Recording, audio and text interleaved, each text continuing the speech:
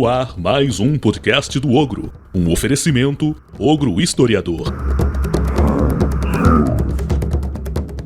Bom dia, boa tarde, boa noite, caros ouvintes do Ogro Historiador. Estamos aqui para gravar mais um episódio do podcast do Ogro. E hoje uma gravação muito especial porque temos uma convidada. Essa convidada vai falar um pouquinho com a gente, comigo, no caso, o Hugo Davi, sobre questões raciais aí, já que nós vivemos algumas semanas intensas, estamos vivendo algumas semanas intensas em meio à pandemia, e estão diretamente relacionados, né? Esses movimentos estão diretamente relacionados às questões étnicas e questões raciais. Então, para isso eu trouxe aqui uma amiga muito querida, a socióloga Samara Domingas Xavier, que vai se apresentar para vocês agora. Olá, Samara. Olá, Hugo. Primeiro, muito obrigada pelo convite. É um imenso prazer ter essa oportunidade de reencontrá-lo e discutir um pouquinho sobre uma questão tão atual e tão pertinente na nossa sociedade. Eu sou formada em Ciências Sociais, sou socióloga. Também tenho formação na área de pedagogia, então atuo na educação infantil com crianças de 5 anos e também no ensino médio enquanto professora de Sociologia e no ensino superior, no curso de Pedagogia, trabalhando disciplinas específicas da área do curso, mas especialmente ligadas à educação infantil e também questões, relações étnico-raciais, a discussão sobre diversidade na educação. E agradeço pelo convite. Imagino, o prazer é todo nosso de recebê-la, as portas estão sempre abertas. Agora, Samara, nós temos aqui um canal que tradicionalmente a gente trabalha, né, ciências humanas, mas o canal Ogro Historiador é composto em sua maioria, né, somos historiadores e a gente gosta muito de dialogar com outras ciências, principalmente ciências humanas. E aí você, né, enquanto socióloga, poderia falar um pouquinho para a gente sobre como é que se trabalha dentro da sociologia, se a gente pode falar sobre um método sociológico, enfim, será que você poderia dar uma ideia aí para a gente sobre essas formas de se encarar as ciências humanas, que não são a mesma coisa, né? A gente não pode pensar que as ciências humanas são tudo a mesma coisa. Sim, então eu vou tentar falar um pouquinho sobre essa questão do método sociológico, apesar de ser um campo um pouco mais complexo, porque a sociologia ela tem uma particularidade de cada autor, em cada momento histórico, pensar uma proposta metodológica para poder compreender as relações sociais. Mas, em linhas gerais, quando eu penso em método sociológico, nós estamos pensando em métodos de análise da realidade social. Então, o objeto da sociologia é compreender o indivíduo nas relações que ele estabelece na vida em sociedade, então, compreender as relações sociais. E quando eu penso em método, eu estou pensando em um caminho a ser seguido para a compreensão das relações sociais. É importante pensarmos aqui que na origem da sociologia, né, então, quando a sociologia surge lá com o Comte, que cunha esse termo, e depois com outros autores como Emile Durkheim, que tem como objetivo levar a sociologia para um campo mais acadêmico, né, de fato consolidar a sociologia enquanto uma ciência, eu tenho ali a construção de outros caminhos e cada autor trazendo uma perspectiva. O Durkheim, ele traz os caminhos do Comte nessa perspectiva do positivismo, mas nessa preocupação em legitimar a sociologia enquanto uma ciência, buscando elementos teóricos, buscando conceitos nas ciências da natureza, sobretudo na sociologia, o Durkheim ele vai fazer uma discussão pensando a sociologia enquanto, né, um método sistemático de investigação empírica. Então, essa perspectiva da verificação empírica, análise de dados, análise dos acontecimentos, avaliar, compreender esses acontecimentos e pensar um caminho para poder resolver ali os problemas sociais. Quando o Durkheim está pensando numa questão metodológica, ele está muito preocupado com a questão da objetividade, como sociólogo que ao mesmo tempo é parte da sociedade, mas também está analisando, pode garantir que a sua análise ela não seja feita numa perspectiva do senso comum, mas partindo de uma perspectiva científica. E aí ele traz o conceito de fato social, né, levando o sociólogo a fazer uma análise sociológica partindo do modo de ser, pensar e agir que é dado em cada sociedade, que é uma realidade exterior ao pesquisador, que é algo que o pesquisador vai observar, né, a partir de uma investigação empírica, ele vai compreender para ele poder, então, propor caminhos ali para a resolução dos problemas sociais, para a resolução das patologias sociais. quando a gente pensa nessa questão de um método sociológico, de um caminho a ser seguido, a gente também pode pensar na ideia que um sociólogo, né, o Mills coloca, que é a ideia da imaginação sociológica. Então, o caminho a ser perseguido pelo sociólogo é um caminho de desconstruir a realidade social dada, compreender essa realidade social para além do que as coisas parecem ser. É claro que, quando a gente pensa nessa perspectiva de desconstruir e voltando lá no Durkheim, é muito complicado eu pensar uma investigação empírica nos mesmos moldes que é colocado pelas ciências da natureza, em decorrência das particularidades, né, que as ciências humanas como um todo, mas aqui no caso a sociologia tem, de compreensão de relações humanas, relações que são históricas, relações que são subjetivas, relações que pressupõem jogos de poder.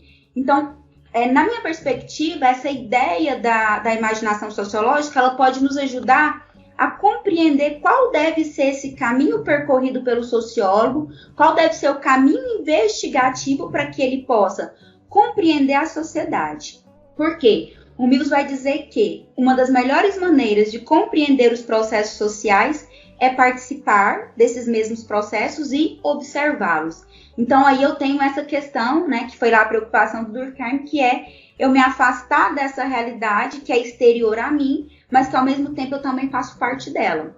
Então, por isso que no início eu disse, cada autor ele vai trazer ali um caminho metodológico, né, de acordo com a sua origem acadêmica, de acordo com as suas preferências teóricas, quais são os instrumentos que eu vou escolher para poder analisar a realidade social, mas o que eu tenho que ter em mente é essa ideia de que o método sociológico serão instrumentos, serão recursos, né, metodológicos para que eu possa compreender como as relações sociais elas são construídas em cada momento histórico. E aí, só reforçando essa ideia do que seria essa imaginação sociológica, esse processo de estranhamento, é como que o sociólogo ele vai, ao mesmo tempo, conseguir analisar, estranhar, né, e analisar uma realidade, dada que ele também faz parte dessa realidade.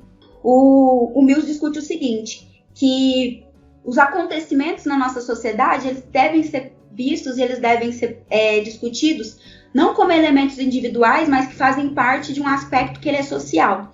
Né? Então, por mais que um acontecimento, como por exemplo o divórcio, nos pareça no primeiro momento um problema de ordem pessoal que se estabeleceu ali entre duas pessoas, eu preciso ser capaz de compreender em que medida aquele divórcio, que me parece ser um problema individual, um problema pessoal, é dado enquanto consequência, uma consequência de elementos que também são sociais. O que é importante a gente pensar, né, nesse conceito de imaginação sociológica, nessa capacidade que o sociólogo deve ter de estranhar, de perceber as coisas para além do que elas parecem ser, para além daquela realidade que é dada no dia a dia.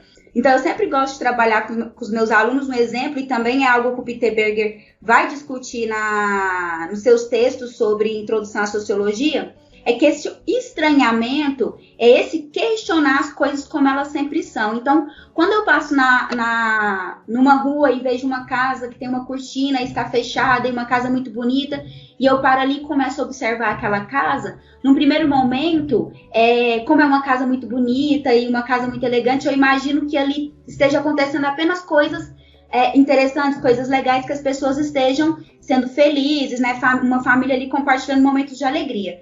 Mas que, se eu abrir um pouquinho a cortina e olhar, né, aquela realidade de forma mais próxima, talvez eu perceba que as coisas estão acontecendo de uma forma diferente da forma como eu pressupus no início. Então, é esse olhar de estranhamento, ver as coisas de uma forma diferente daquela que nós estamos habituados na vida cotidiana. Muito bom, eu achei interessante, Samara, quando você falou de algum acontecimento, algum evento que a princípio a gente observa como uma relação entre duas pessoas, você citou até o exemplo do divórcio, mas que por trás daquele acontecimento, daquele fato, existe toda uma carga social, coletiva, que não é individual. E isso me veio, né, à cabeça o caso agora recentemente da morte do garoto Miguel, né? pela negligência da patroa, né, a Sari Gaspar Corte Real, e que isso, a princípio, foi um acontecimento ali pessoal, né, entre ela e a sua funcionária, mas que no limite carrega em si uma dimensão um pouco mais profunda. E aí a gente já começa a pensar no tema que a gente selecionou para esse episódio, né, que é relacionado ao racismo. Você concorda? Eu posso dizer isso dentro dessa ideia do método sociológico? É isso? Exatamente, Hugo, porque eu vou ali, né, buscar um caminho, né, para abstrair teoricamente esse acontecimento e a partir das relações sociais que foram construídas ao longo da história, né, na sociedade brasileira, compreender aquele acontecimento para além do que ele parece ser. Porque se eu olho aquilo ali, né, partindo da ideia do senso comum, num primeiro momento o que eu vou imaginar é a criança estava em casa e por um descuido que poderia acontecer com qualquer pessoa, né, a criança talvez fosse uma criança mais levada, uma criança mais inquieta, eu descuidei e ela estava querendo a presença da mãe, eu deixei ela ir procurar a mãe de uma forma muito inocente, não imaginando que pudesse acontecer alguma coisa. Que inclusive foi a carta que ela escreve para a mãe é carregada desse sentimento emotivo, né, desse sentimento de eventualidade, de enfim. Mas se eu abrir um pouquinho a cortina, né, daquela casa e for compreender como aquelas relações ali, que estão no âmbito da individualidade, no âmbito da vida privada, estão carregadas de elementos históricos que fazem parte de uma vida pública. Então, se formos analisar como as relações de poder foram construídas no Brasil, desde o período colonial, né, desde o período que essas populações chegam aqui num cenário de violência, de total retirada de seus direitos e de pessoas que nem eram percebidas enquanto seres humanos.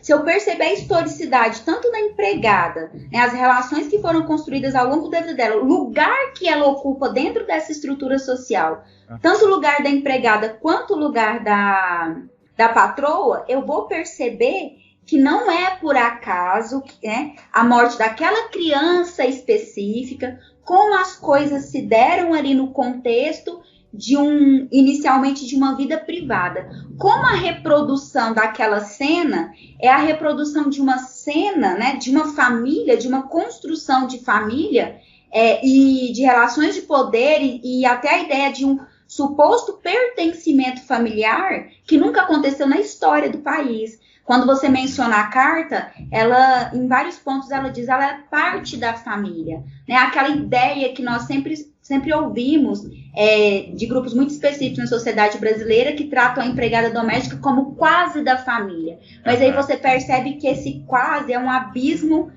gigantesco. Então, o problema é o quase, né? O problema é o quase. Então, para compreender o que aconteceu ali, nós precisamos fazer esse processo de estranhamento, né? Então, sair de um olhar individual e perceber isso a partir das relações sociais. Como as relações entre aquelas pessoas, qual é o lugar que essas pessoas ocupam nessa estrutura social e como essas relações foram construídas ao longo da história da nossa sociedade. Isso tem um peso simbólico também bastante interessante, né? Até porque, por exemplo, a mãe do rapaz, né, do garoto, estava trabalhando dentro do período de pandemia, né? Ela estava com a manicure, que também faz parte de toda essa construção simbólica dessas profissões, né, menos valorizadas por essa alta sociedade. É uma pessoa que precisa trabalhar nesse momento de pandemia. Agora,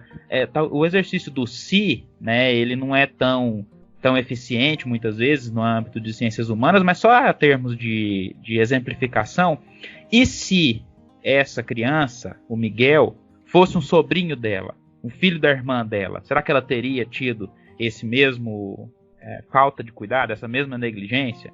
Sim, imagino e o que é interessante, né? Provavelmente, o que é interessante quando ainda não havia sido divulgada a imagem, né, as fotos da patroa e a mãe da criança, a mãe do Miguel, grava um vídeo, né, falando sobre as dores e tudo mais, e ela deixa isso muito claro, que ao longo do momento, né, que ela esteve com aquela família, ela sempre cuidou das crianças, da patroa, e no momento que era necessário que o filho dela fosse cuidado, ele não foi cuidado. E aí é importante pensar qual que é o lugar que essa criança ocupa dentro daquela casa grande, né? Qual a importância que aquela criança tem na casa grande? Porque para quem viu as imagens que foram compartilhadas ali quando ela deixa a criança no elevador, nos parece de forma muito clara que aquela criança é um incômodo.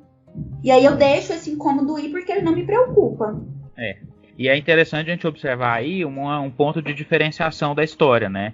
Já que você falou várias vezes sobre a questão do componente histórico, e aí isso traz a gente para outra ciência humana, né? Que seria a história, que dialogam muito, de uma forma muito próxima, mas elas não se confundem, né? Porque, embora a sociologia se utilize da história para construir esse tipo de perspectiva, é uma outra abordagem. Um historiador, por exemplo, não iria fazer uma abordagem desse jeito, porque não é o papel do historiador fazer uma análise desse tipo. Se a gente pega a análise que você fez, né, sobre a questão, até o exemplo que você citou de abrir a cortina e tal, a gente pode dizer, Samara, que a sociologia trabalha com eventos da sociedade procurando compreender, agir o presente? Sim, por mais que a sociologia tenha esse caráter dos processos históricos, né, se a gente pensa na própria emergência da sociologia, ela surge em consequência de um momento histórico, né? Então, o processo ali de reorganização da sociedade a partir da Revolução Francesa, da Revolução Industrial, transformam as estruturas de tal maneira, e cada autor vai trazer uma perspectiva acerca dessas transformações, se foram de fato transformações ou não. A sociologia está ali dando conta do presente, né, do momento que essas relações estão acontecendo, né, compreendendo, dando significado a essas relações. A esses processos enquanto eles acontecem, né, na dinâmica dos acontecimentos. Quer dizer, então, porque se a gente pensa a história, ela também caminha para compreender o presente, mas a história não procura entender os processos enquanto eles acontecem. A gente procura refletir sobre os acontecimentos que já aconteceram. Poderia ser aí uma diferença, vamos dizer, metodológica entre essas duas ciências? Você percebe dessa forma também? Sim, porque a sociologia ela vai, né, compreender, né, entender, analisar esses acontecimentos ali no calor do momento. Se a gente pensa o próprio surgimento da sociologia, que foi consequência desses processos de transformações decorrentes, né, de situações como a Revolução Francesa, a Revolução Industrial, que em alguma medida... e aí cada autor traz um ponto de vista, mudaram de uma forma a sociedade, mas a sociologia ela está ali compreendendo essas relações sociais no momento que elas estão acontecendo. E aí se a gente volta lá na perspectiva do Durkheim, compreendendo e aí, né, propondo elementos ali para a organização dessa sociedade. Muito bom. E agora, já que nós começamos a falar sobre a questão do racismo, né, abordamos aí o caso do garoto Miguel e tal, a gente vê que tem acontecido, em meio a essa pandemia toda, e aí depois do que aconteceu nos Estados Unidos, isso tomou uma dimensão bem grande, a questão das discussões sobre discussões étnico-raciais. Inclusive, nós tivemos o nosso episódio do podcast passado, né, sem ser o Unguento, mas do nosso podcast anterior, sobre Zumbi dos Palmares, a questão dos textos que a Fundação Palmares soltou por ocasião do 13 de maio, relembrando, dizendo que a questão da abolição da escravatura havia sido uma concessão da princesa Isabel, né, e é uma narrativa bastante complicada, e também criticando, né, o próprio secretário lá da Fundação Palmares, o diretor da Fundação Palmares, ele diz que o movimento negro, em um dos vídeos aí que repercutiram, diz que o movimento negro é a escória da humanidade, a escória do Brasil, enfim. Mas quando a gente pensa em movimento negro, em pessoas que estão refletindo sobre essas questões étnico-raciais no nosso país, sempre vem um conceito, que também não é só para o movimento negro, mas de todas as minorias, né?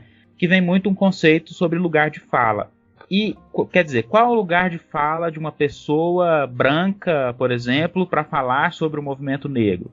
Ah, mas o diretor da Fundação Palmares é negro, é preto, mas, certo, ainda assim, né, quando a gente pensa nessa ideia de lugar de fala, eu posso pensar nisso dentro desse método sociológico? Quer dizer, eu posso aplicar o conceito de lugar de fala, ele é um conceito dentro da sociologia? Você pode falar um pouquinho para a gente sobre isso? Então, Hugo, eu vou partir, então, né, começar a minha fala pensando nesse sentido do meu próprio lugar de fala, né, enquanto mulher negra da periferia, todas essas coisas. Quando eu trago o conceito de lugar de fala, eu penso a perspectiva que a autora Djamila Ribeiro vai discutir em um livro, né, que se chama, uma coleção, e um livro específico se chama O que é Lugar de Fala. E aí ela traz um pouco da história desse conceito e ela vai colocar que não existe um consenso, né, do momento que esse conceito surge, quando esse conceito, quais grupos começam a trabalhar com esse conceito, mas ela vai colocar de forma muito pontual que ele aparece ali dentro das discussões do movimento feminista e aí ele vai, né, tomando outras proporções, né, aparecendo em outros grupos minoritários. E aí ela traz uma perspectiva para pontuar esse conceito, que é uma perspectiva trabalhada dentro da imprensa, né? Então ela pega uma fala que vai colocar o conceito de lugar de fala enquanto um recurso teórico-metodológico, né? Para que você possa, pensando na questão dos jornais, para que você possa dar, né, a fala para pessoas que historicamente não tiveram a possibilidade de falar nesses lugares. Quando eu penso em lugar de fala, eu estou pensando ali. Eu não posso pensar que esse conceito ele vem de uma perspectiva individual, de uma experiência individual, né? Então a Samara está falando sobre o que é ser mulher negra, não. Eu estou falando de uma experiência social. Eu, enquanto mulher, né, atravesso relações de poder em decorrência do lugar que eu ocupo dentro dessa estrutura. Então, quando eu falo em lugar de fala, eu estou dando voz, né, dando a possibilidade de grupos que, historicamente, tiveram a sua voz apagada, tiveram a sua voz silenciada, tiveram, inclusive, a sua produção teórica, científica, anulada, né? Então, essa perspectiva que a gente discute de como a produção científica, a produção de comunidades indígenas, de grupos na África foram silenciados, e a gente sempre que pensa em ciência, sempre que pensa em legitimidade de uma fala, a gente sempre cai na fala de grupos muito específicos, né? O homem branco, o hétero, da classe alta. Então, dessas pessoas que, historicamente, estiverem em um lugar privilegiado nessas relações de poder. Então, quando eu penso em lugar de fala, eu estou pensando na percepção, na experiência social que aqueles indivíduos têm diante, né, do lugar que eles ocupam nessa estrutura. Pensando nas relações que esses indivíduos estabelecem na vida social. Quando você coloca, e aí eu posso pensar ele enquanto um recurso, um instrumento que eu vou utilizar na minha análise sociológica para compreender essas relações de poder partindo da fala de um determinado grupo. Quando você pensa na questão do presidente, né, da Fundação Palmares, dessa negação da existência do racismo, dessa negação do seu lugar enquanto preto, eu tenho que pensar quais foram as relações construídas ao longo das experiências desse indivíduo para que existisse essa negação. Então, nós temos que voltar e compreender qual é o lugar que o negro, né, que o negro preto ocupa dentro dessa estrutura, qual foi o lugar, quais foram as concepções ideológicas construídas em relação ao que ele representa, para que o negro não se perceba enquanto negro. Então, a Djamila também, em outro livrinho que se chama Um Pequeno Manual Antirracista, ela vai falar sobre a importância de você valorizar a negritude, de você valorizar os autores negros, de você valorizar os elementos que representam essas pessoas. Porque ao longo da história, tudo que remete aos negros foi negado, foi inferiorizado, né, foi silenciado. Então, é importante que a gente pense esse lugar de fala não enquanto algo individual, mas enquanto um aspecto social. Então, não é a fala dele, é a fala de um grupo. E aí, esse conceito também ele vai sendo reformulado e trabalhado por outros autores, como A Spivak, quando ela fala, pode o subalterno falar? Então, aquelas pessoas, né, que estão no lugar de subalternidade, elas têm direito de fala? O que elas acreditam, o que elas pensam, o que elas constroem, o que elas discutem, é visto enquanto conhecimento? Entendi. E olha só, eu queria até ver se você concorda. Eu poderia dizer que, por exemplo, dos grupos sociais privilegiados, como você citou, né, a questão do homem, heterossexual, branco, rico, entre aspas, o lugar de fala dessa pessoa é naturalizado, enquanto que de outras minorias é negado. Ou não seria isso? É naturalizado enquanto a verdade. Uhum. Ao ponto de você encontrar, né, o discurso como ele acontece hoje na nossa sociedade, de que o negro não sabe o que é racismo, o homossexual não sabe o que é homofobia. Quando você encontra discursos que faz um movimento oposto de acreditar que existe o racismo reverso, porque é a continuidade, né, a tentativa de continuidade desses grupos que estão no lugar de privilégio, nessas relações de poder, de manter uma construção que ela é ideológica, né, que ela atende ao interesse. Certo. Então, por exemplo, uma pessoa, e eu só queria deixar claro para o nosso ouvinte, que nós estamos falando aqui sobre a questão étnico-racial, porque é o tema do episódio, né? Mas isso também se aplica a questões de gênero, né? Isso também se aplica a outras minorias que a gente não vai comentar aqui, porque o nosso objetivo neste episódio é tratar do racismo. Sim. Mas eu, por exemplo, enquanto pessoa, enquanto homem branco, eu não tenho lugar de fala para falar do racismo? Não. O que acontece? Embora eu possa ser antirracista. Sim. Quando a gente faz essas discussões, e aí entra a questão da apropriação cultural, e aí às vezes a gente acaba indo para um extremo ou para o outro extremo. E tem uma autora, né, da literatura, a Chimamanda Adichie, que ela tem uma fala que eu sempre gosto de repetir, e que ela fez um TED, esse TED virou um livrinho, que é O Perigo de uma História Única. Não é que o branco ele não possa falar sobre racismo. Agora, a fala do branco acerca do que é racismo, ela não pode ter mais relevância e ser mais legitimada do que a fala do negro que experimenta o racismo.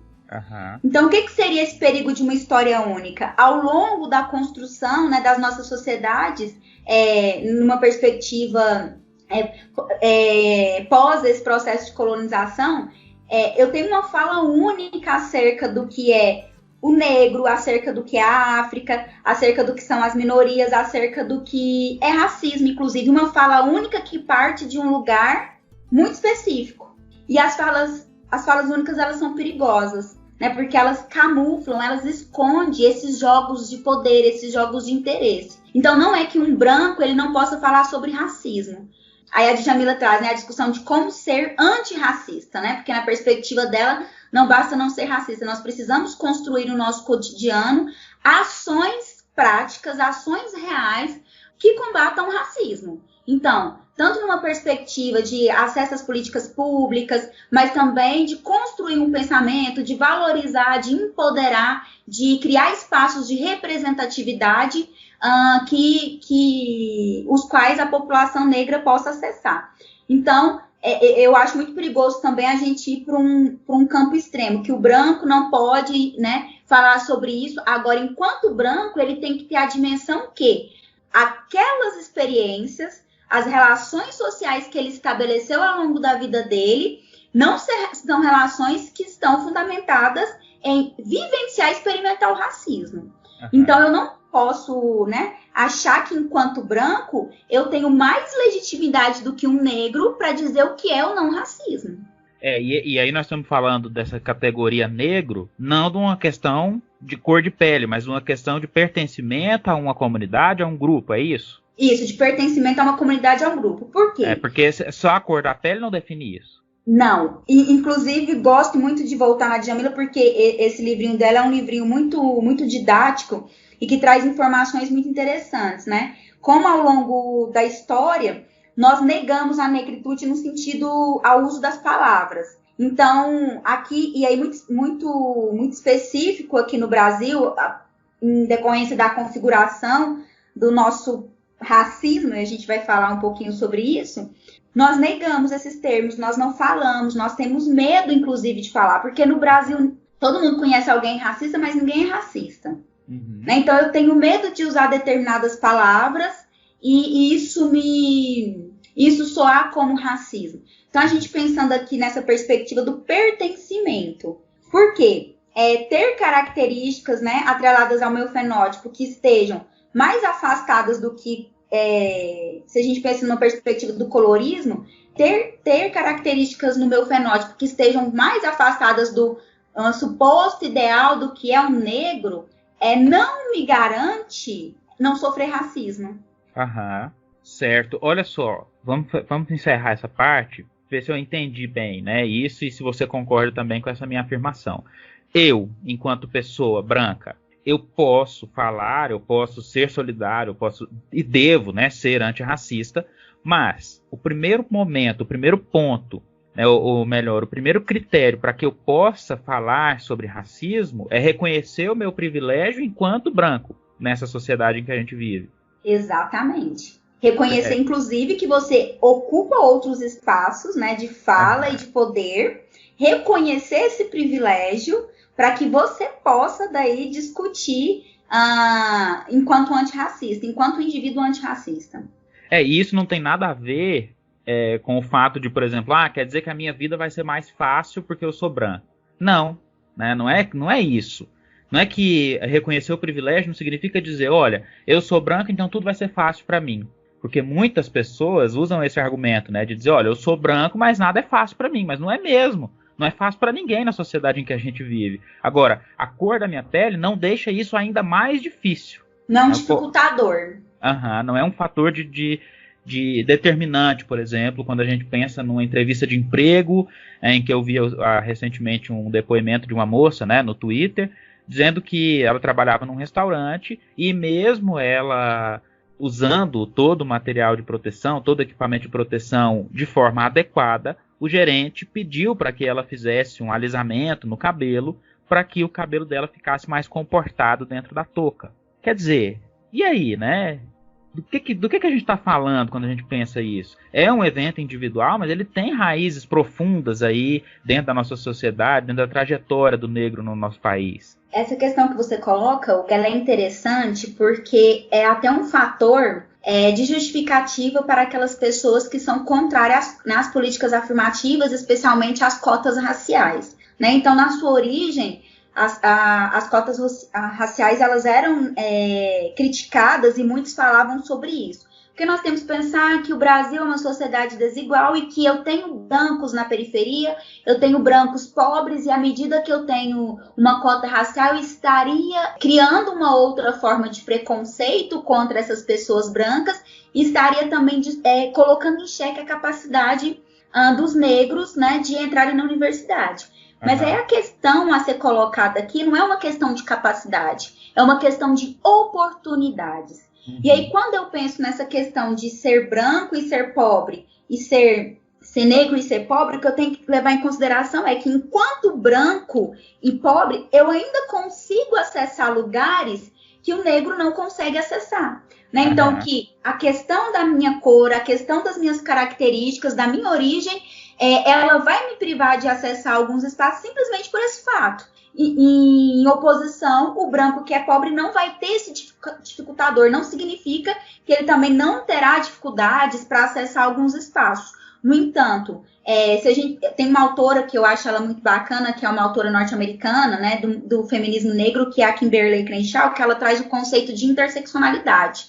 Quando eu penso nessas diversas diferenças e em que medida que essas diferenças atingem mais um indivíduo e outro. Então, ela vai pensar ali que eu tenho várias vias e em algum momento essas vias se encontram. E esse ponto de encontro é o lugar que eu ocupo de acordo com a quantidade, né, de diferenças ali que estão sobrepostas. Então, quando eu penso o lugar, para exemplificar, qual é o lugar da mulher branca numa sociedade que é machista, mas qual que é o lugar da mulher negra nessa mesma sociedade? Será que ela ocupa o mesmo lugar que a mulher branca? Não, ela lida com a questão do machismo dessa sociedade, né, historicamente organizada a partir do patriarcado, mas ela lida também com a questão racial. quando eu penso a questão de gênero, como você colocou anteriormente, que a gente também, né, estava falando de todas as questões.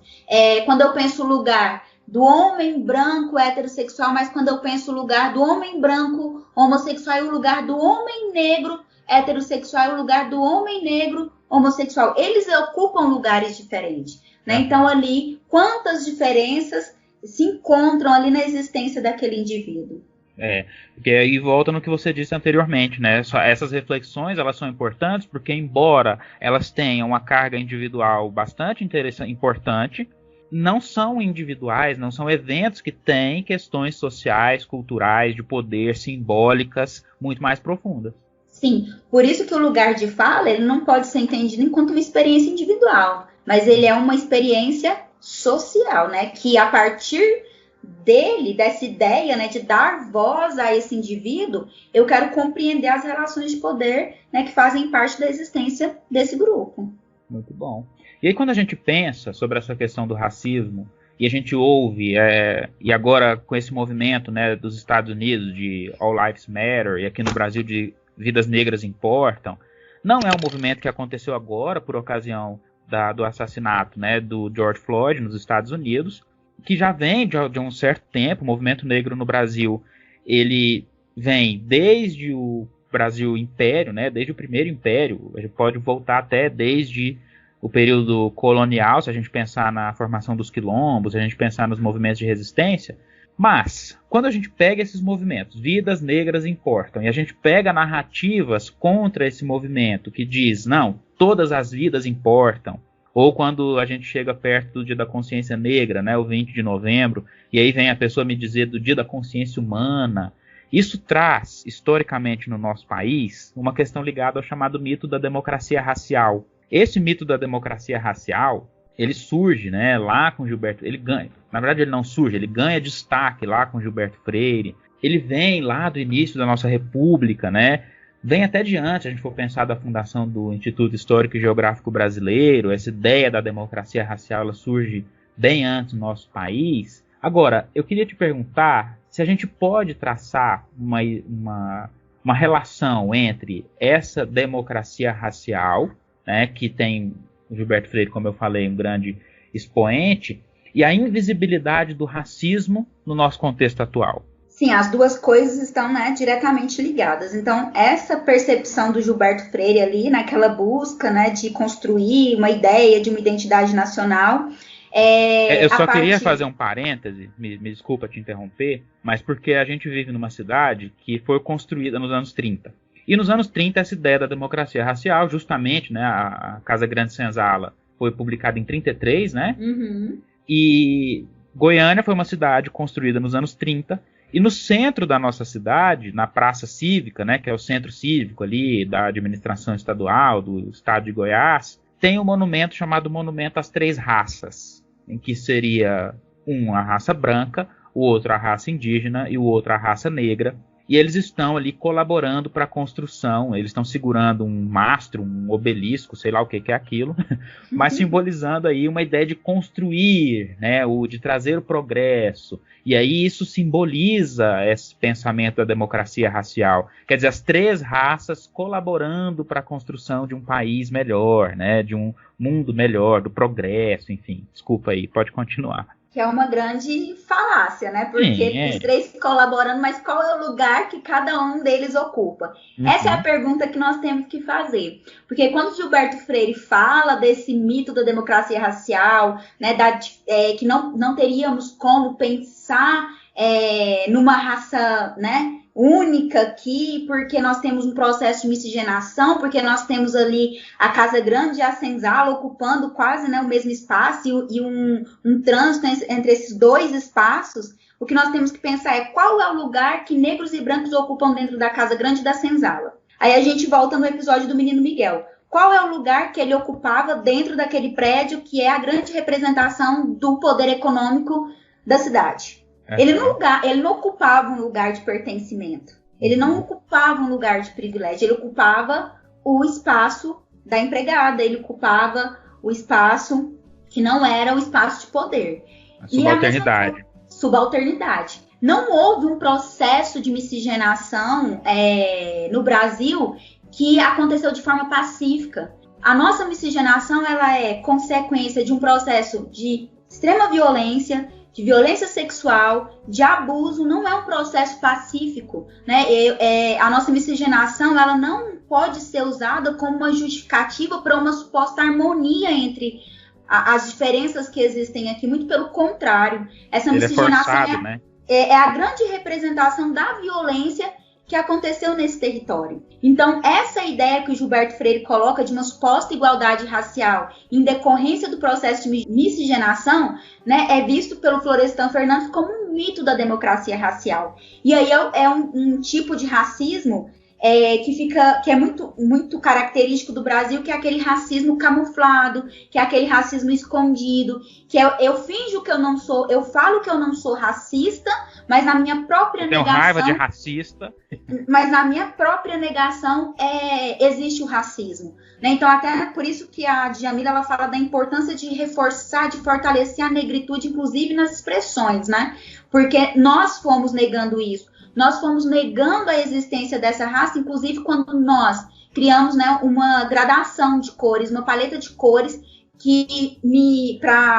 para que eu nunca precise chegar ao preto, né? Porque eu sempre estou ali no marrom bombom, na moreninha, no moreno claro, mas para que eu não tenha que chegar ao preto, porque o preto é a expressão daquilo que é ruim, daquilo que não presta, daquilo que é mal feito, daquilo que é feio, né? Quando eu pego os ditados populares, quando eu não sou capaz de perceber na realidade quais são os lugares que os negros ocupam. Se eu conseguir perceber, se eu fizer um exercício de estranhamento, de questionamento e perceber quais são os lugares que os negros ocupam no Brasil, eu vou perceber que esse racismo existe e que, na verdade, nós temos um mito da democracia racial. Então, o mito da democracia racial foi um recurso de dominação. Foi um recurso utilizado pelas elites para que a sociedade acreditasse, mas sobretudo que o negro acreditasse que não existe racismo aqui. E aí, por isso que é muito importante essa discussão feita no âmbito da escola, no espaço educacional, né, nas nossas relações cotidianas privadas, uma discussão que paute a questão da representatividade, para que os negros, para que as crianças negras possam conhecer a história, possam ter uma consciência histórica de todo esse processo e perceber qual é o lugar que historicamente nós ocupamos nessa estrutura. Por isso, porque a partir do momento que eu não consigo reconhecer esse lugar, porque sempre me foi dito que o racismo não existe, que isso é coisa da minha cabeça, eu consigo compreender porque um negro que hoje é presidente da Fundação Palmares não reconhece que o racismo exista. Porque isso foi um processo, né, internalizado ao longo do tempo, né? Então foi um recurso de poder, um recurso de dominação. E aí a grande expressão desse recurso é a ideia da democracia racial. Olha, como assim você está dizendo que você está sendo discriminado, que você não consegue acessar esse lugar pela cor da sua pele? Olha, eu sou amigo de negros, eu tenho até... minha empregada é negra, é quase da família. Nossa, eu namoro uma negra. Então, são discursos para poder invisibilizar essas relações que foram construídas aqui. Quer dizer, não é só não perceber o negro ou percebê-lo enquanto subalterno, mas é também não perceber o próprio racismo. Sim. Ou o racismo, vamos dizer, estrutural. Ou negá-lo também, porque a negação desse racismo é importante para alguém. Ele reforça a narrativa? Sim. Muito bom. E aí eu tenho uma outra questão para você. Qual que é a possibilidade de a gente pensar uma relação entre a necessidade de uma teoria sociológica mais plural, né, mais decolonial, e a superação dessas estruturas racistas que estão, né, imbricadas na sociedade brasileira? Como é que você percebe isso? Eu vejo que esse movimento ele tem acontecido nos últimos anos, né? E aí é um dos elementos que reforça a importância das políticas afirmativas. É quando eu garanto a essas pessoas acessarem esses lugares de poder, acessarem esses lugares de fala que é legitimada, né? A ciência. Então, quando você colocou a questão de todo o movimento que tem acontecido agora, né, de todas as vidas importam, as vidas negras importam, não é um movimento atual, é um movimento muito anterior, mas talvez a visibilidade dele hoje seja porque pessoas que conseguiram ocupar lugares de poder ou pessoas que estão em lugares de poder decidiram dar visibilidade a esse discurso. Porque o movimento negro já discutia sobre isso. E por que só agora a gente começa a ter uma maior visibilidade? Então, quando eu tenho uma proposta dentro da sociologia, dentro da antropologia, de pensar, de valorizar e de trazer para o debate científico essas outras perspectivas, eu tenho essas pessoas com essas experiências sociais discutindo a partir de um outro lugar, do lugar do subalterno, né, como diz a Spivak, discutindo essas questões que são questões estruturais, que são questões políticas, que são questões econômicas. Então, a partir do momento que a academia, né, abre espaço para esse tipo de discurso, possibilita a consolidação desses referenciais teóricos, eu tenho um caminho para essa mudança estrutural. Entendi, mas essa mudança, ela está iniciando... Como que é? Eu vejo que ela está em processo, mas ela, né, você da história, ela não foi construída ontem. Então, ela não vai ser desconstruída amanhã. Muitas vezes a gente fica assim, parecia que nós já tínhamos superado todas essas questões, né? E aí, cotidianamente, elas voltam. Estava assistindo o Globo Repórter Especial e uma das âncoras falaram sobre essa questão de como a eleição do Obama parecia o fim, né, de uma divisão, de uma segregação, parecia a abertura de novos tempos. E não foi o que aconteceu. Porque nós não tivemos, né, nós ainda estamos num processo de transformação, né, de questionamento desses lugares. Então, por mais... Aí você pensa a história dos Estados Unidos, pensa a nossa realidade, nós estamos caminhando nesse processo. Não é um processo que vai acontecer... evoluímos, temos mudanças? Temos. Se até pensarmos como o debate tem acontecido hoje, a visibilidade de muitas pessoas que em outro contexto talvez não estivesse acontecendo. No entanto, nós ainda estamos no processo. E talvez, não sei se na configuração social que nós temos hoje, se você pensar que a questão racial ela é muito útil para o capitalismo, e eu não estou nem fazendo um discurso de socialista, comunista, mas eu não sei se é possível visualizar de forma assim tão romantizada o fim dessas diferenças. Uhum. Porque tá tudo interligado, né? Sim, porque o capitalismo ele se beneficia dessa desigualdade racial. Uhum. Profundamente, né? E as elites políticas também, no limite. Sim. Então, pensar, né, o fim dessa estrutura, né, pensar romantizado, então tipo assim, todo mundo, né, todas as vidas importam, não precisamos de uma consciência negra, mas uma consciência humana. Talvez, né, pensar isso seja algo muito distante que eu não sei se eu consigo visualizar hoje. Mas estamos passando por um processo de questionamento dessas estruturas. Interessante. E aí, tem uma outra pergunta aqui, Samara. Então, que segundo o antropólogo Kabengele Munanga, em texto publicado em 2004, estaremos vivendo uma substituição das estruturas raciais, desenvolvidas largamente nos séculos XVIII, XIX e XX, pelo conceito de etnia. A gradação de raças teria sido substituída por uma gradação das culturas, amplamente falando. Você enxerga esse fenômeno nesse momento que a gente está vivendo? Ele faz uma discussão, né, que ele coloca até uma reflexão para poder pensar essa ideia do mito essa ideia da democracia racial no Brasil, aí pensar um mito da democracia racial, e aí ele ainda discute tanto que essa ideia de democracia racial ela foi tão bem organizada que ela criou aqui no Brasil uma ilusão de paraíso racial, né? Nós vivemos aqui de forma harmônica. E aí ele faz uma discussão quando ele coloca, né, pensar lá, por exemplo, no surgimento da antropologia, que você tem ali autores que vão, numa perspectiva científica, legitimar essas diferenças partindo de um interesse de poder, né? Então, comunidades que estariam num lugar de desenvolvimento inferior, comunidades primitivas, elas precisariam passar por um processo de civilização para poder chegarem naquele ideal, né? E aí todas essas explicações que foram lá numa perspectiva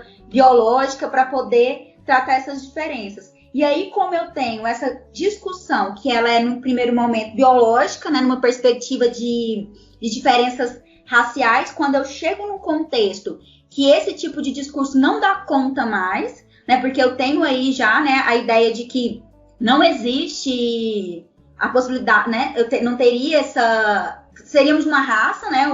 Os humanos. Quando esse discurso de diferenciação racial ele não se mantém mais nem num aspecto científico, eu tenho uma substituição dessas discussões. E aí uma questão que ele coloca, o Munanga é como que mesmo quando eu penso, né, a questão desses grupos étnicos, eu tenho diferenças ali dentro. Então, trabalhar a questão, substituir o termo raça pelo termo etnia, sem questionar como essas estruturas foram construídas, elas não resolvem a questão do racismo. Então, deixar de falar, né, fazendo um paralelo, deixar de falar preto para falar negro, numa perspectiva de que isso seria mais político, de que isso seria mais correto, politicamente correto, e trazendo os aspectos étnicos, e isso não dá conta. Por quê? Porque ainda existem diferenças. Eu tenho que pensar qual é o lugar dessas diferenças dentro da estrutura. Porque o movimento que aconteceu foi, não discutimos mais sobre raça, discutimos sobre etnia, mas as opressões e o racismo ele continua existindo. Uhum. Então, foi a substituição de um conceito por outro conceito. Mas não uma ruptura, não uma desconstrução, não um questionamento do significado desses conceitos e como eles são vistos, né, nas nossas relações sociais. Isso remete ao movimento da negritude, né? De valorização não só dessa cultura, da estética negra, né? Dos aspectos que remetem a essas comunidades. E pensar que mesmo dentro dessa estética, dentro desse, né, se a gente pensa dessa cultura, existem diferenciações. Claro. Então não daria para eu pensar enquanto um bloco, uma comunidade única. Então mesmo ali dentro existem diferenciações. Então será que substituir um conceito pelo outro, sem pensar como esse lugar de subalternidade foi construído, né? E romper com esse lugar de subalternidade vai resolver o problema? E aí que eu vejo muito que a gente acreditou que, talvez eu me coloco, né? Que as cotas nos ajudariam a avançar de forma significativa nesse contexto, sim. Ela nos ajuda, porque eu coloco essas pessoas em lugares que historicamente elas não ocuparam. Eu dou voz para essas pessoas em um determinado espaço. Mas em que medida eu preciso de políticas a longo prazo, que eu preciso trazer para o debate público a questão racial, no aspecto educacional, para que as pessoas compreendam essa existência, compreendam as relações históricas que foram construídas, compreendam essa estrutura e não vejam as cotas como um favorecimento, né? Como a gente acompanha muito nas redes sociais, quando um branco diz que perdeu a vaga lá na universidade por conta das cotas, né? Então, tipo assim, aprofundar, né? Então, a gente estaria ali bem no topo do debate, assim, né? Na superfície, a gente precisa ir aprofundando para compreender esses processos de forma mais profunda. Muito bom. E já que você falou, Samara, sobre a questão do papel da educação, né, da questão educacional que você mencionou, e para a gente já encerrar, eu gostaria de te perguntar quais são os desafios, tendo em vista o contexto que a gente está vivendo. E quando eu falo sobre o contexto que a gente está vivendo, eu estou falando, sim, de um contexto de acirramento ideológico, de acirramento político-partidário, do discurso político-partidário. Só um parêntese, né, que eu me lembro de um texto, que eu recomendo a leitura, inclusive, de um texto que foi publicado pelo professor Marcos Napolitano, se eu não me engano, em 2018, em que ele fala justamente sobre essa questão, porque não é simplesmente uma questão ideológica ou político-partidária, mas o que nós vivemos no Brasil é uma guerra cultural.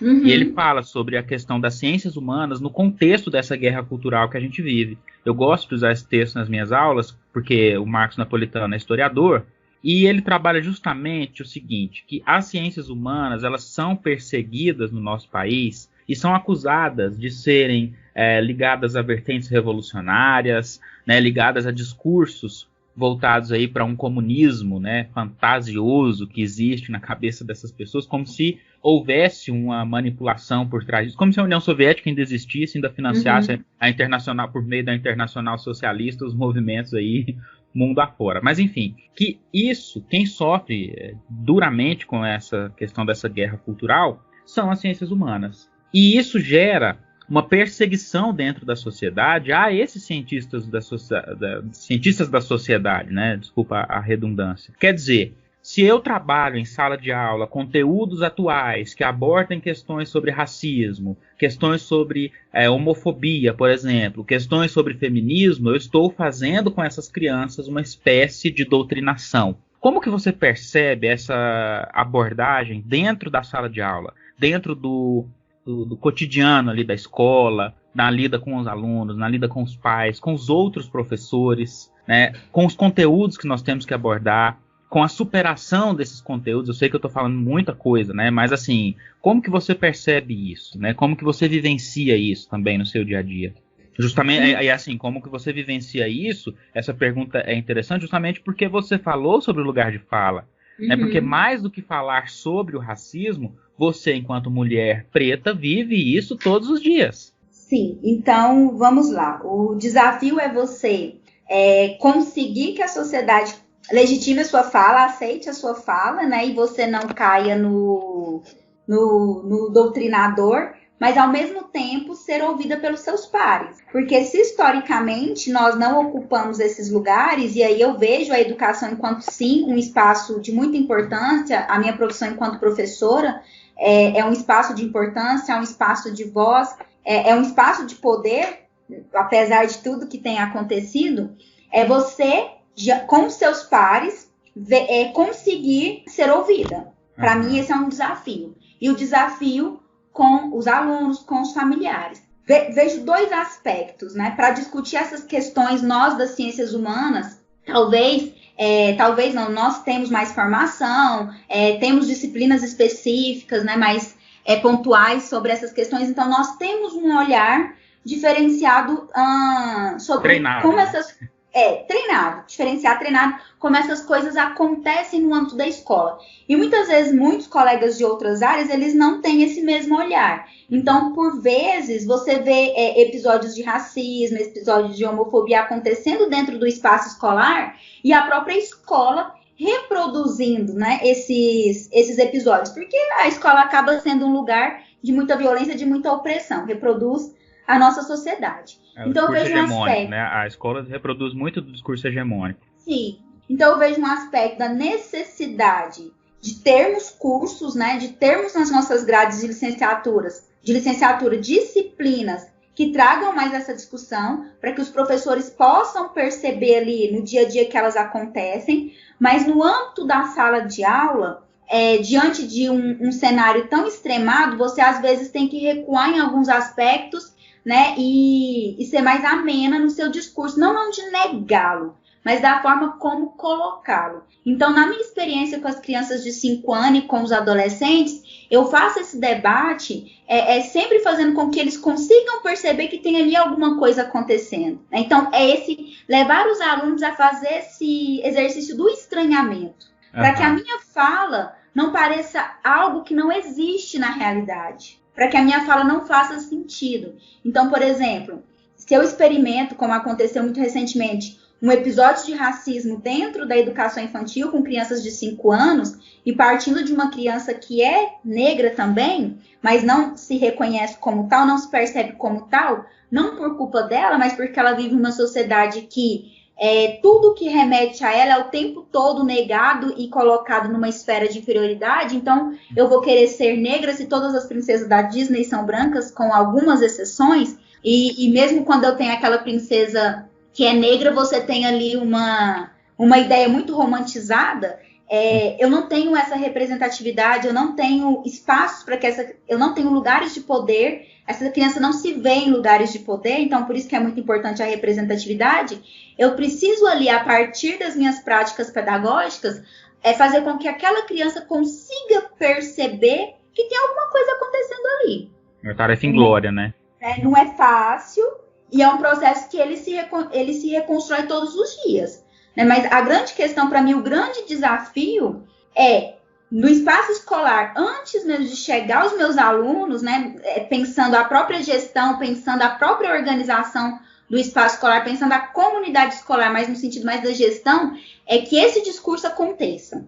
E aí você falou sobre a questão da representatividade, né? Passa também por uma grave, né, e séria política de branqueamento que existe no Brasil desde o Segundo Império. E que a miscigenação não pode ser romantizada porque ela foi uma política, né, de segregação, Sim. no sentido de branquear para termos uma sociedade, diante de discursos, inclusive científicos, né, que falavam da inferioridade do negro, eu ter uma sociedade, né? Exatamente, eu ter uma sociedade com maior potencial de desenvolvimento econômico, social, a partir do momento que eu tivesse uma maioria de brancos. E esse discurso ele é tão grave e tão presente até hoje que a gente vê falas atuais do nosso presidente mencionando, por exemplo, que a gente tem que fazer uma política de esterilização na favela, porque as pessoas se reproduzem muito e aí isso acaba perpetuando essa situação de pobreza. Quer dizer, isso é eugenista. Sim, porque não as pessoas, mas quais pessoas, né? Uhum. São pessoas muito específicas, então de forma muito pontual, no caso do presidente, é o pobre negro, porque ele já deixou isso, né, várias vezes muito claro no discurso, que ele é racista, que ele não aceitaria que o filho se envolvesse com uma mulher negra porque ele foi muito bem criado, então quem não pode reproduzir, porque ele reproduziu de forma bem significativa, então é uma pessoa específica que não pode reproduzir. Uhum. E tem outras questões também, né, que estão por trás aí, que tem esse componente histórico e sociológico. Samara, então é isso. Você tem mais alguma coisa para comentar? Não, eu agradeço, né, o convite. Eu acho muito importante esse tipo de debate acontecer e convido, né, as pessoas a debaterem, a falarem, a lerem sobre a temática para que a gente possa caminhar para uma educação antirracista, para uma sociedade antirracista. Perfeito. Nós é que agradecemos a sua disponibilidade, que atendeu prontamente ao chamado. Eu chamei a Samara de última hora para a gente conversar com isso, porque os acontecimentos fervendo aí, né? Eu acho que a gente precisava dar uma resposta reflexiva sobre esse assunto, sobre esse tema. E, Samara, para a gente poder fechar, a gente costuma aqui no nosso canal, no nosso podcast, dar algumas dicas culturais. E Sim. Aí são questões mesmo, assim, algum livro que você queira indicar, alguma obra artística que você queira indicar, enfim, qualquer coisa aí para deixar como indicação para os nossos ouvintes. Só lembrando, pessoal, todas as referências que a gente deu aqui no episódio, a gente coloca depois para vocês lá, tá? O link para vocês olharem quando tem, para vocês comprarem, se puderem, se quiserem, enfim, para terem também essas referências. Mas aí, qual que seria a sua dica cultural? Ou quais seriam as suas dicas culturais? Tem um documentário que se chama A 13ª Emenda. Eu não sei quem é o diretor, mas ele está na Netflix. Que ele fala um pouquinho, né, do processo de encarceramento em massa nos Estados Unidos, o processo de encarceramento em massa dos negros nos Estados Unidos, mas ele também nos ajuda a pensar como esse processo tem acontecido aqui no Brasil. Então, é um documentário muito interessante, tem ali sociólogos, historiadores, né, ativistas políticos, ativistas do movimento negro. Então, a Angela Davis, ela participa. E aí, um outro livrinho que é de uma filósofa brasileira, né, que eu comentei sobre ela, de Jamila Ribeiro, que é o Pequeno Manual Antirracista. Então, é um livro bem didático, e nesse livro ela vai colocando alguns caminhos, né, caminhos bem práticos para que você possa, enquanto branco, ela está falando de forma muito específica para os brancos, mas isso também se aplica, né, a todos, para que você possa construir práticas cotidianas, não apenas um discurso, como a gente tem assistido agora, né, então todo mundo postando nas redes sociais e tudo mais, mas o que eu posso fazer para que as ações contra o racismo, elas possam sair das redes sociais. Então, ela escreve esse pequeno manual, então é de Jamila Ribeiro, um pequeno manual antirracista, no qual ela vai falando de forma muito, muito didática e de forma muito clara quais são os caminhos que nós podemos percorrer, quais são as ações que nós podemos ter no nosso cotidiano para sermos pessoas antirracistas. Excelente. Eu vou deixar também 2 dicas, vou deixar um filme de 2009, chamado Contador de Histórias. Esse filme, inclusive, fez parte de um projeto que eu e a Samara desenvolvemos quando a gente trabalhou junto no IF, lá em Urutaí, um projeto de cinema. E a gente fez um debate sobre esse filme. Você se lembra, Samara? Lembro, claro. Foi maravilhoso. É um filme de 2009, diretor Luiz Vilaça. chama-se O Contador de Histórias, retrata uma história baseada em fatos reais, que se passa em Belo Horizonte, e, enfim, eu recomendo muito que vocês assistam. E um outro é uma música, um poema musicado, enfim, uma performance artística da Bia Ferreira, que se chama Cota Não É Esmola. Tá no YouTube, tá aberto aí para todo mundo ver. Inclusive foi uma das obras referenciadas do programa de avaliação seriado da UNB, né, do PAS da UNB, que é bem interessante para poder refletir sobre isso e ouvir, né? Ela tem uma performance muito intensa e que fica aí como dica para vocês. E é isso, então mais uma vez agradecer a Samara e ficamos por aqui. Você que não nos segue, siga-nos aí no Facebook, no YouTube também. Esse episódio vai para o YouTube, vai para o Spotify, vai para o Deezer, para a plataforma que você preferir. Curta lá o nosso material, compartilhe o nosso material, porque assim você ajuda essas discussões, esses debates a chegar a mais pessoas. E é isso, Samara, mais uma vez muito obrigado e até mais. Tchau, tchau. Eu que agradeço, Hugo. Tchau, tchau.